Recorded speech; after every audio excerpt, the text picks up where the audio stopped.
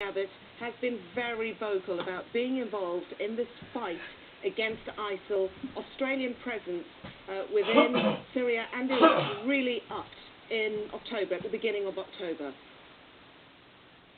Yes, I mean, clearly Australia's involvement in Iraq dates way back to the invasion back in 2003, the American-led invasion. But recently, since we've seen the rise of IS or ISIL or whatever it is that we're choosing to call them, we have seen the Australian involvement in tackling that threat increase quite substantially. Back in July, a video was released by IS which showed a man who was identified to be from Australia holding the severed heads of two Syrian soldiers.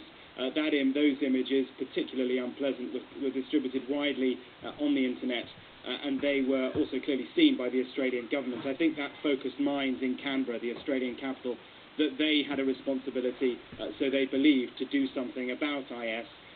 Last month there was a request by President Obama in Washington to Tony Abbott, the Australian Prime Minister, to send troops in, and at the moment there are several hundred Australian troops in Iraq, not in a combat role, but training the forces in northern Iraq, in Kurdistan, to help fight the threat from IS. So Australia has a very, very significant and critical footprint in Iraq, and it's certainly directly involved in the fight against IS there. And back home on Australian soil too, we've seen a significant number of terror arrests taking place back in September.